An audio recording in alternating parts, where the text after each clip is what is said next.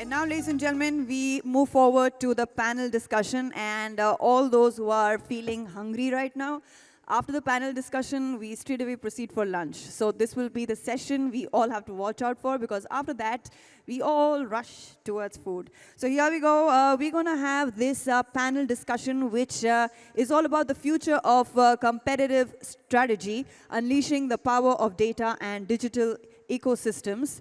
So let me introduce the panelists to you.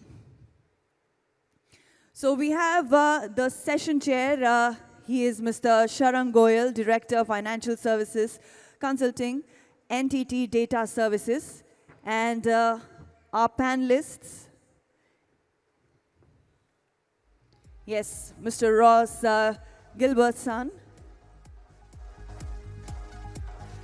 So our session chair will come forward and introduce all the panelists to you.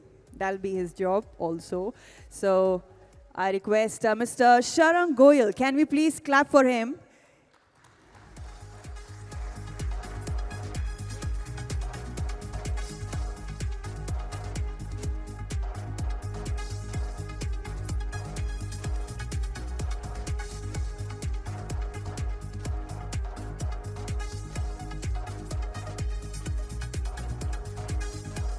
Over to you, sir.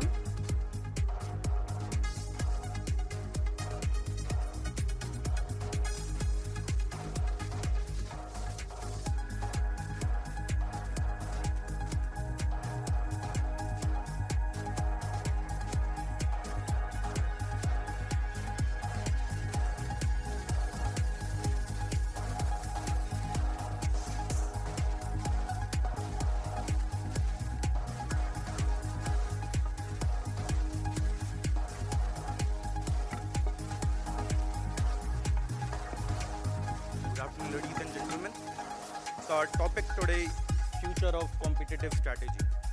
This is about how firms can leverage both their traditional knowledge as well as modern day power of data ecosystem, data and digital ecosystem to forge a new strategy.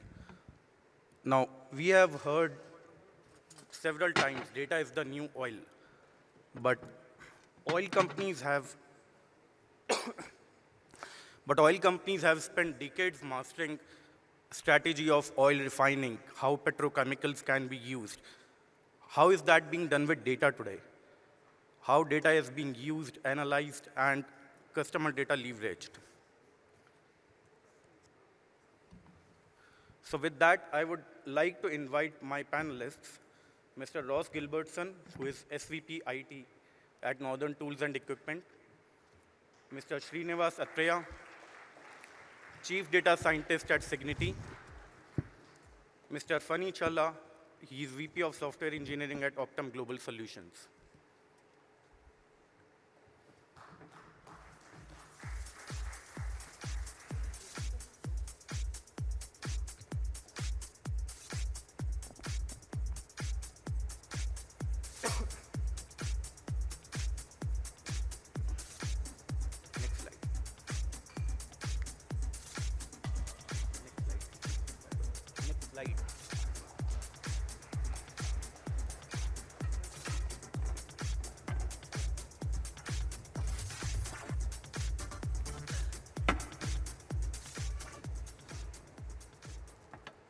Gentlemen, I'll take 2 minutes to present my point of view for that. So next slide, please.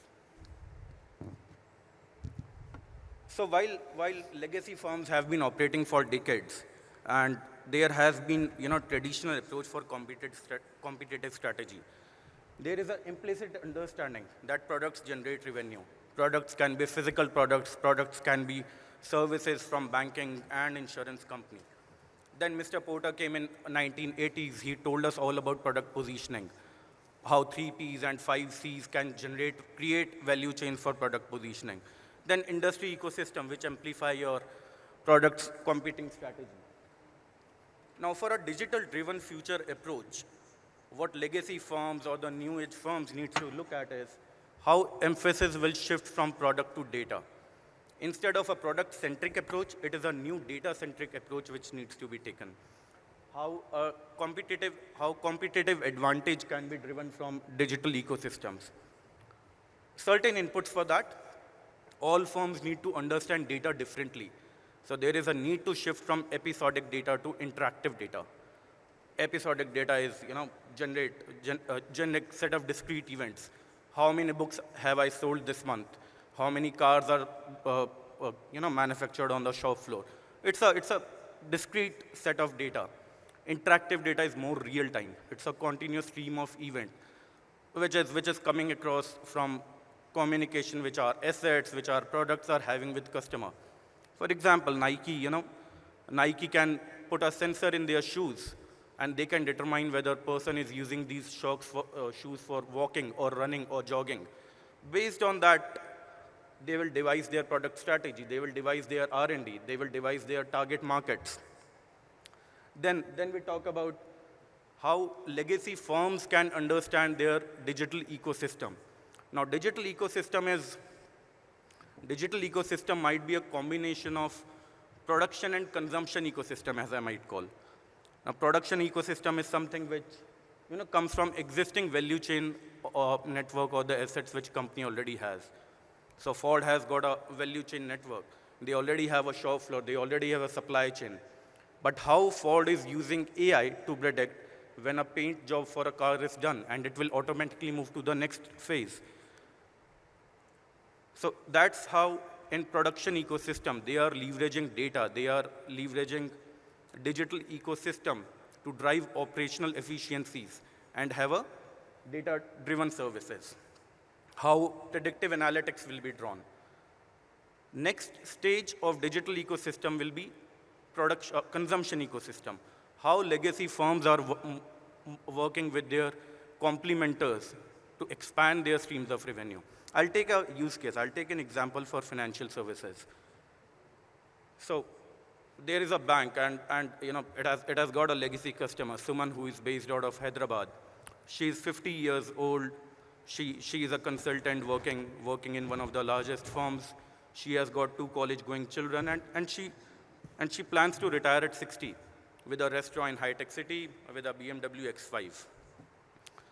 Now, bank knows her income, bank knows her expenses, bank knows her savings, bank knows her targets and achievements and aspirations. All that is captured in CRM system. Now, one day, someone walks into a BMW dealership showroom. She has got a mobile application in her bank, which is geolocation tagged. Now, bank knowing and connecting the dots, then bank intervenes and advises her, okay, it's too soon to buy a BMW today. We know what your incomes are. We know what your savings are. We know what your expenditures are. You still have to support tuition fees. You still have to support college. Let's defer buying BMW for a while. Let us offer you more products. Let us offer you more services which might accelerate your journey towards those savings. And in the interim, they will connect her to a BMW dealership near her home.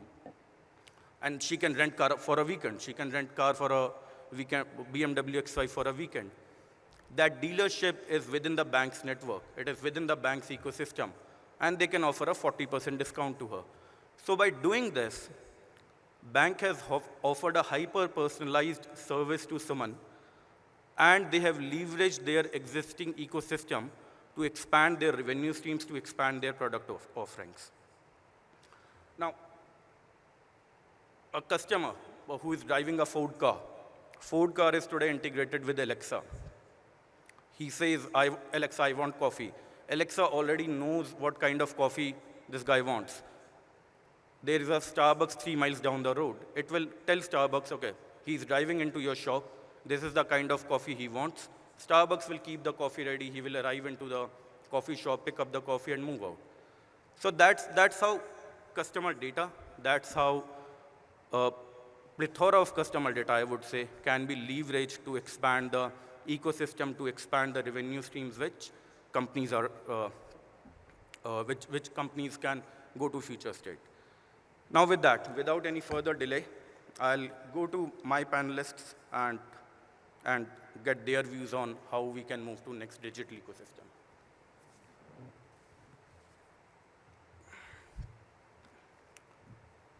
Ross, so what do you think would be key enablers and impediments today for legacy firms like Northern Tools moving to a data-driven digital ecosystem?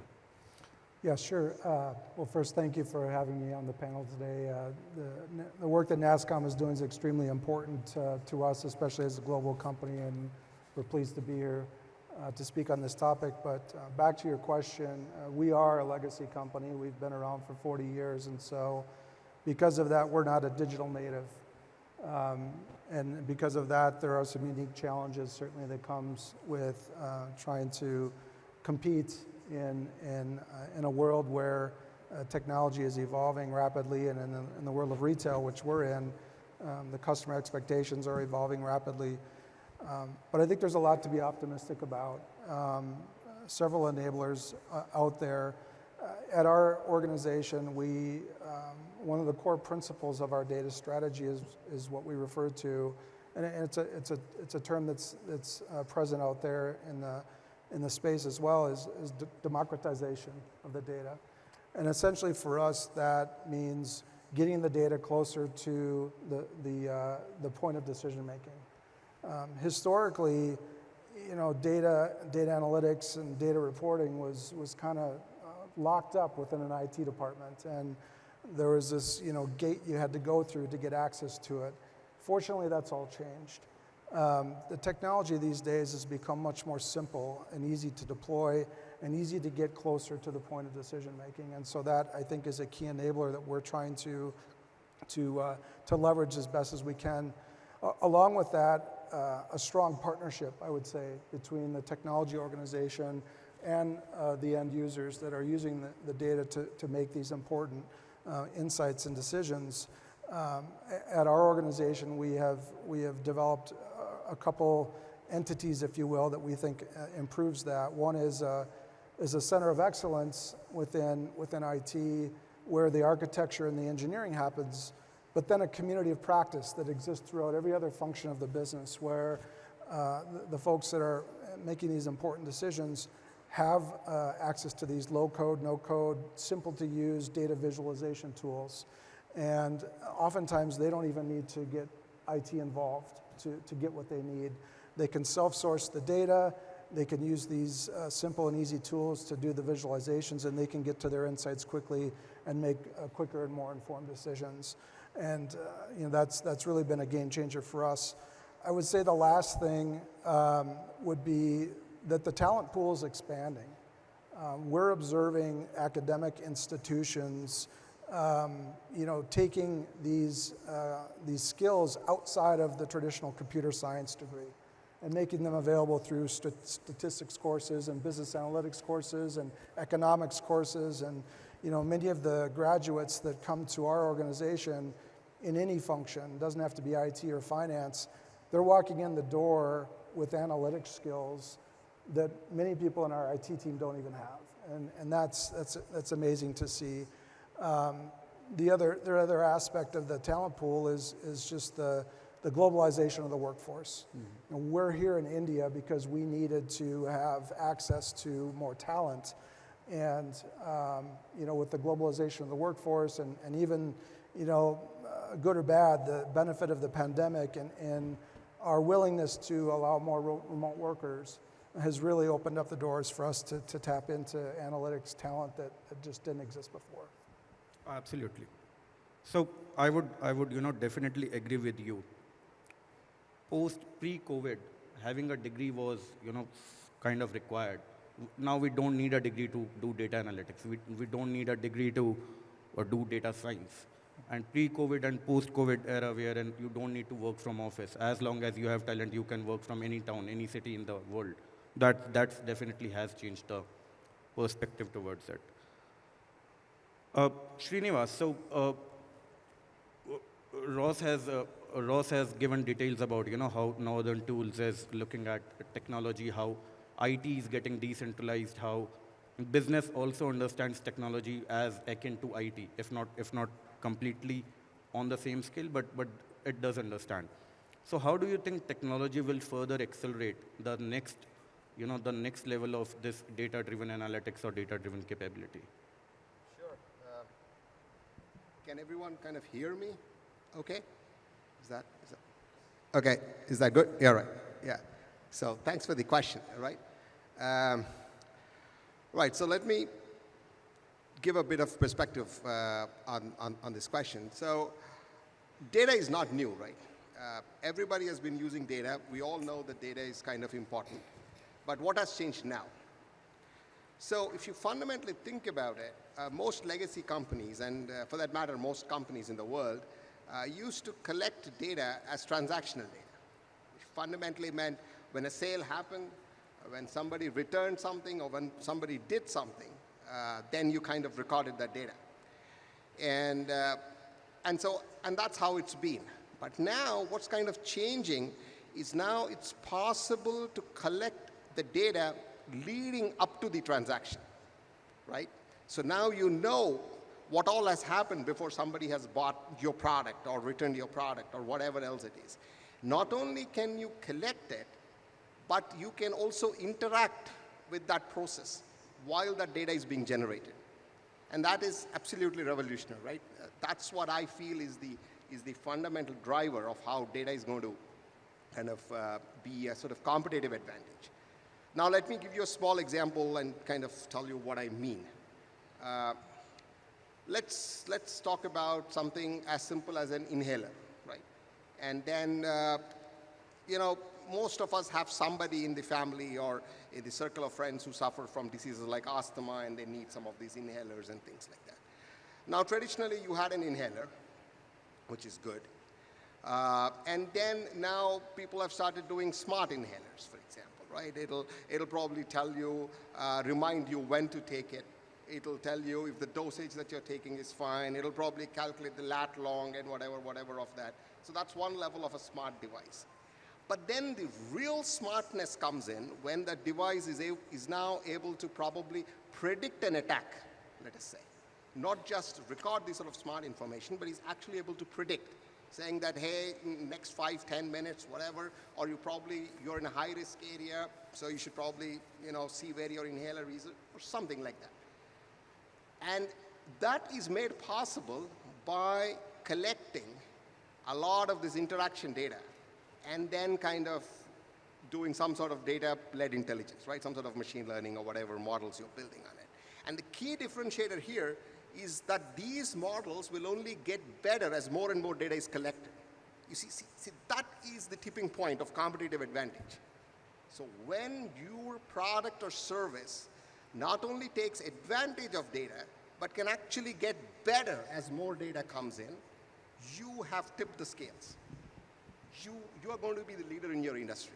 Yeah, right? So I think that's kind of how I think will work out. Absolutely.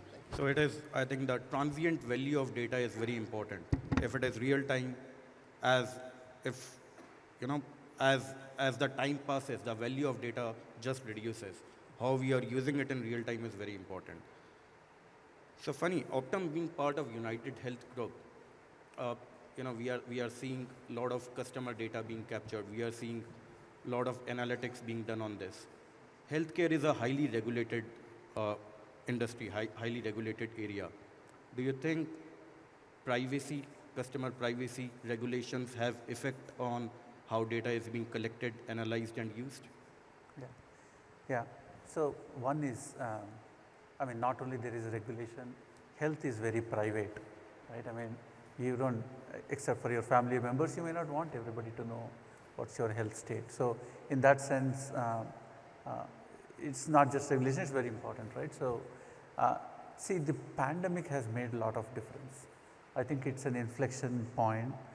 We had telehealth, for example, for some time, but the pandemic accelerated that digitization.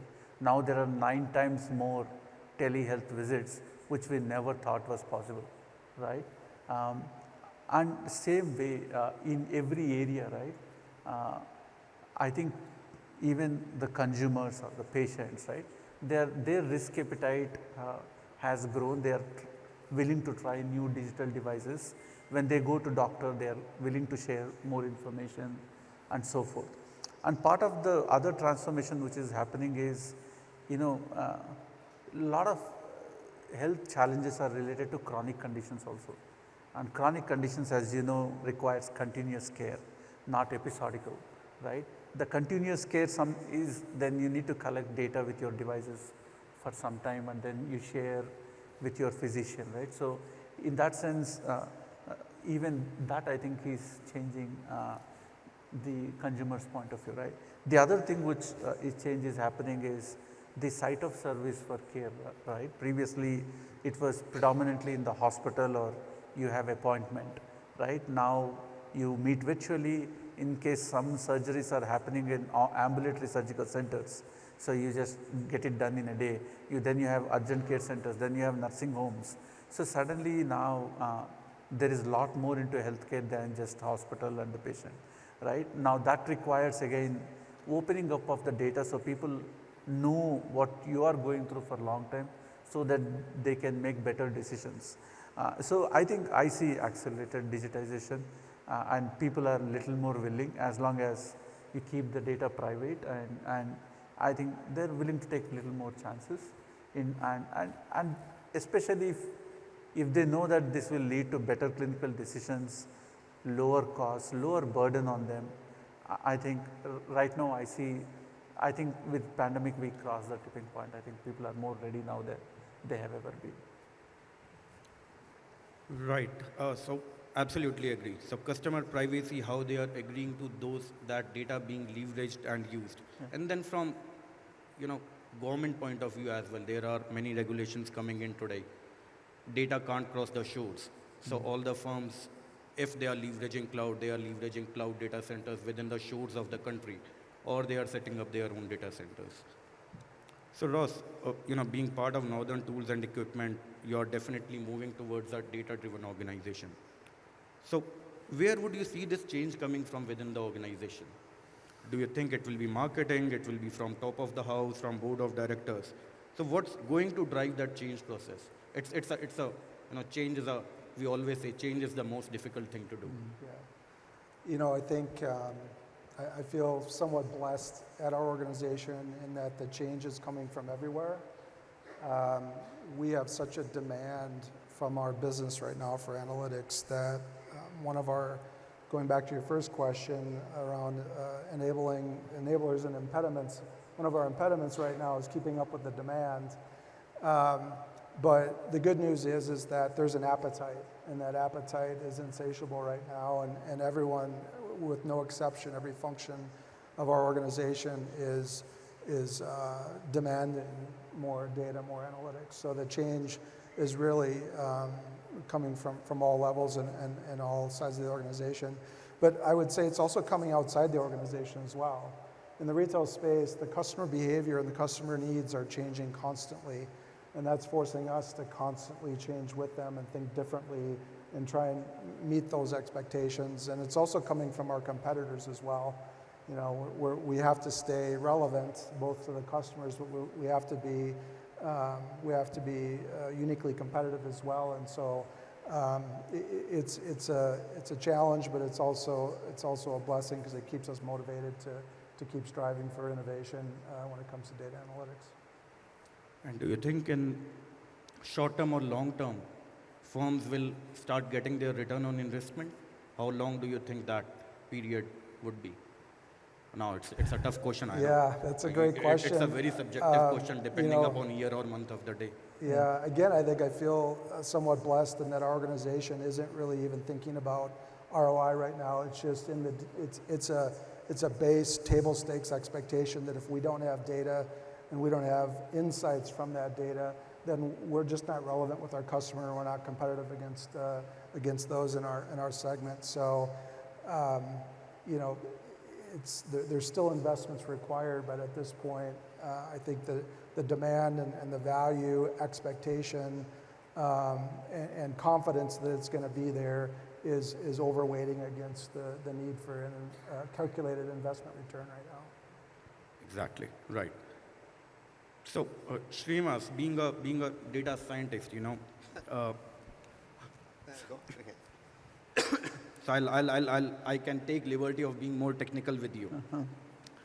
So we see a fragmentation of data. Data is spread across silos. Data is in archival legacy systems. There are legacy applications which still hold the data across firms. And now we need to use that data in analytics. We need to get that data out from those systems and drive analytics out of that. So how do you think this fragmented data can be utilized and driven home? Yeah, thanks for the question.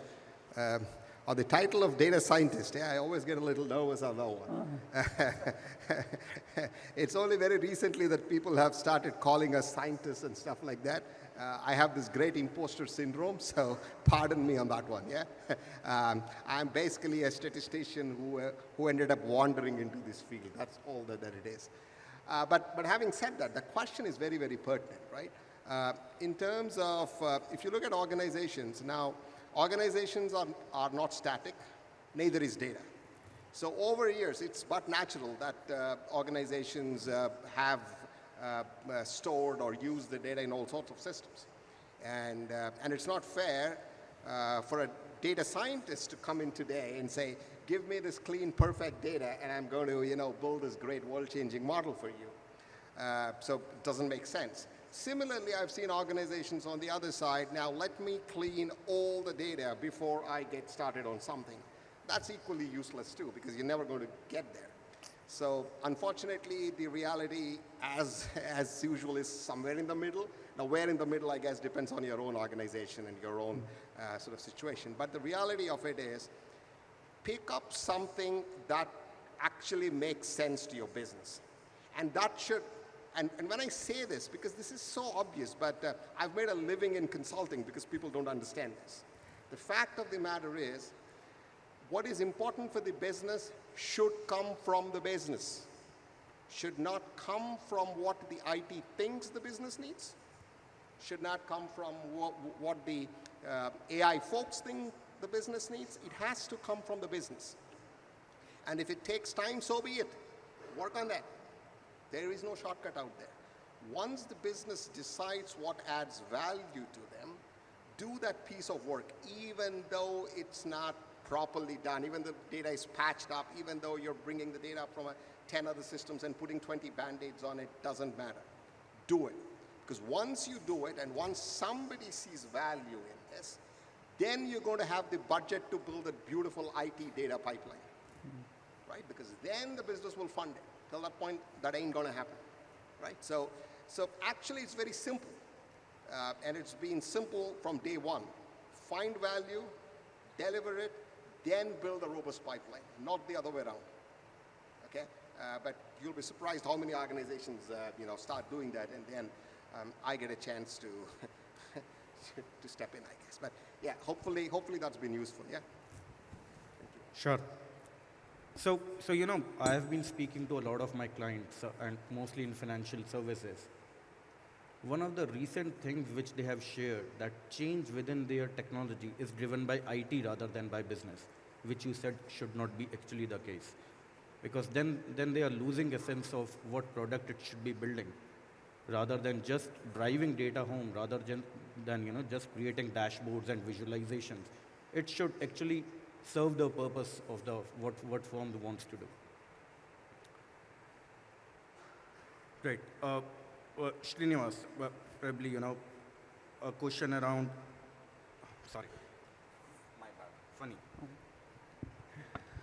So, Phani, how would you think, companies can determine if they are generating required value from their products to digital ecosystem? So when I say digital ecosystem, as I said, it can be production or consumption ecosystem, expanding that across expanding streams of revenue. Yeah. See, there is real North Star for, the value, right? One North Star is if the people who are consuming the digital, right, if they feel they can't think of ever going back, right? That's like, maps, for example, even like 15 years back, people used to print maps when they used to drive, right?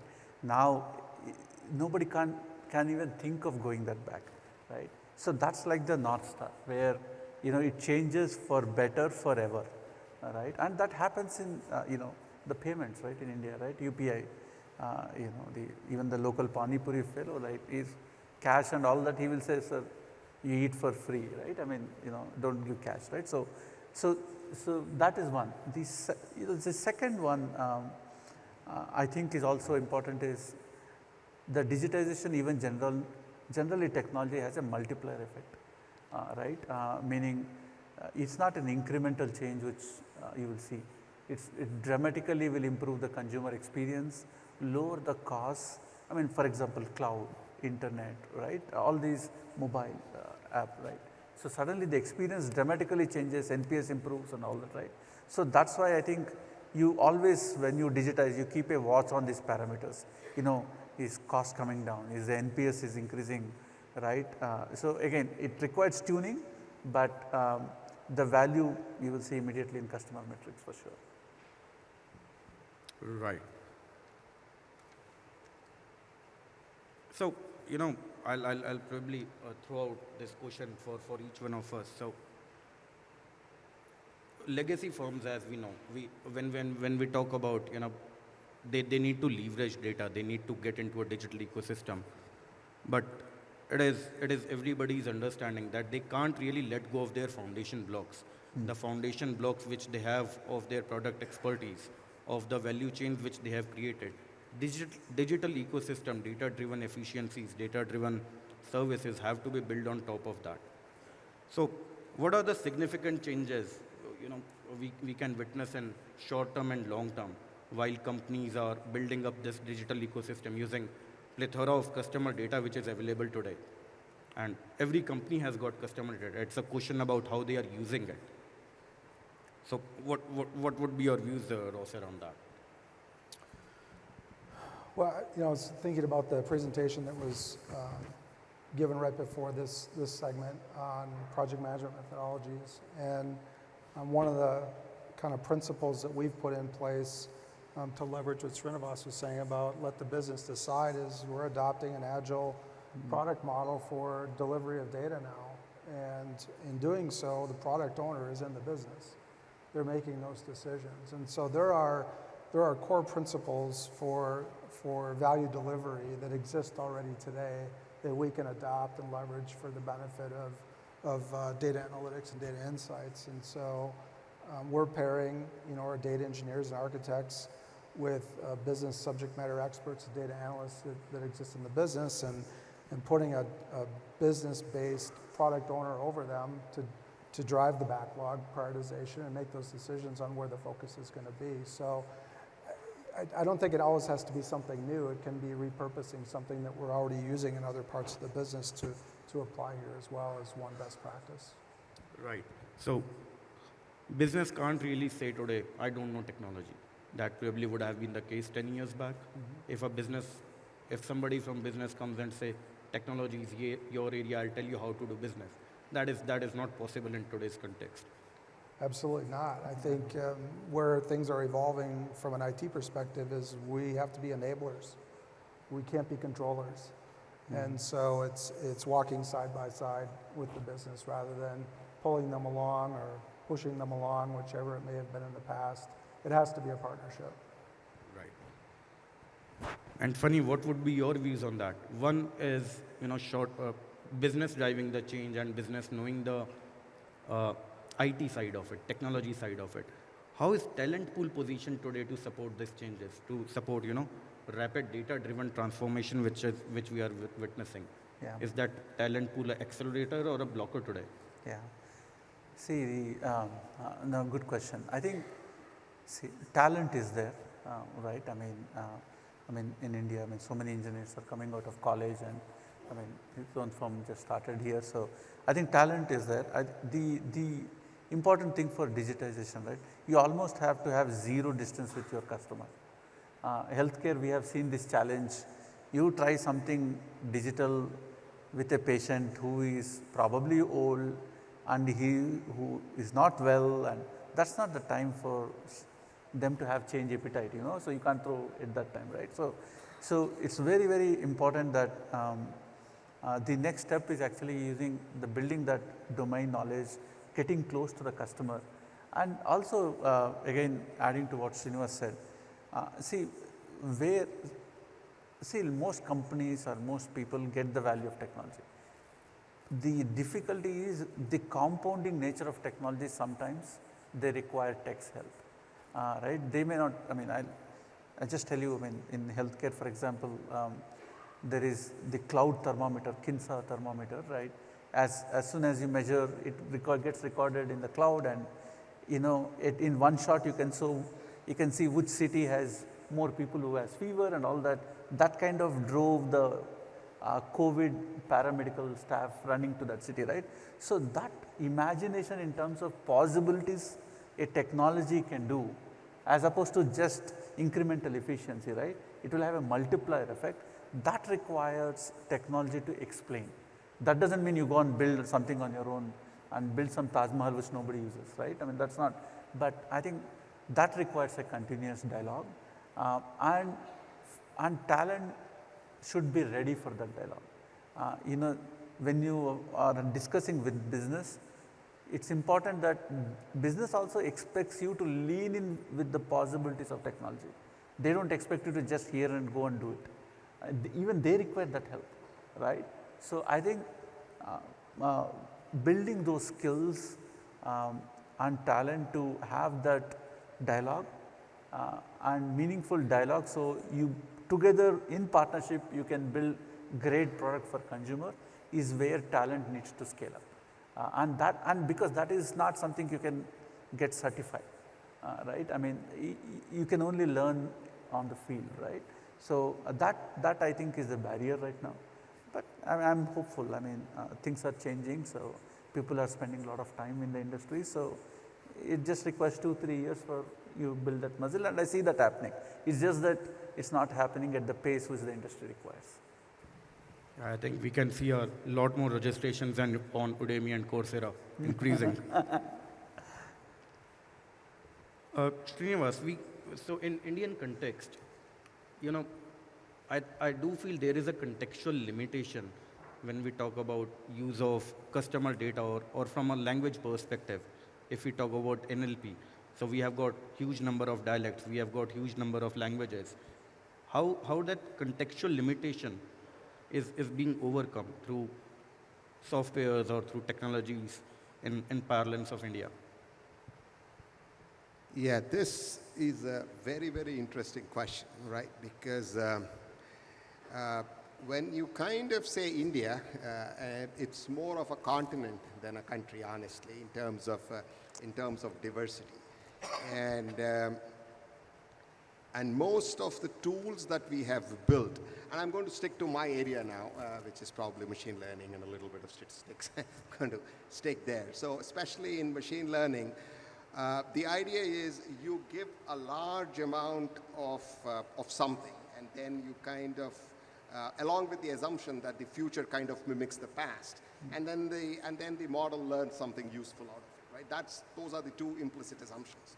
Now, in a country as diverse as India, and with as many languages and as many dialects and as many whatever, it's very difficult to kind of do that, right?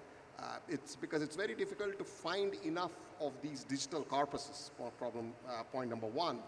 And point number two is also because things change so quickly, both in terms of both temporally and spatially, that it's extremely difficult to do some of these things. But I think a good start has been made, right? A lot of, I'm kind of recently seeing a lot of effort is going in open sourcing Indian language corpuses. Because I've seen language like Telugu, like Tamil, like Hindi. There are these huge corpuses now. And even Hugging Face, for people who are in the space that I work in, Hugging Face is the god of all things NLP today. So they are working on a lot of Indian languages too now. You've got transformer models in some of these languages. So it's happening. And I always tell everyone, right, the real $1 trillion e-commerce opportunity in India is here, when you can make it voice-enabled commerce, right? Because a large population of this country is still not very comfortable typing stuff on electronic devices to buy. If you can make it voice-based commerce, that's when you crack that huge market. And the key to that is exactly this: is to create those machine learning models, those speech recognition models that can actually work at scale with decent accuracy. So It's not an easy problem. It's not at all an easy problem, but a good start has been made, and I think people are doing it, and I am hopeful that, that some startup will very quickly be able to crack this sort of problem for a set of Indian languages at least, yeah? Great. Thanks, Srinivas. And I can definitely relate to it. At my home, I can see my 5-year-old son and my 65-year-old mother both doing voice search on YouTube. So, gentlemen, this has been fantastic discussion. I believe, audience would have liked it, and we might leave them for lunch. And it has been a long half day for them.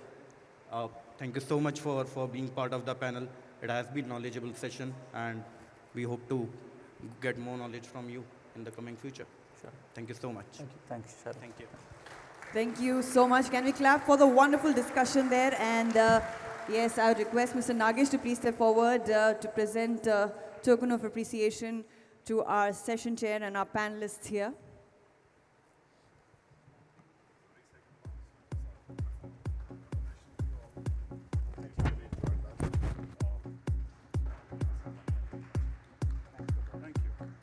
We can also take a group photo opportunity at this moment, sir. Please hold on. We can take a group picture. I request you dignitaries to please step forward.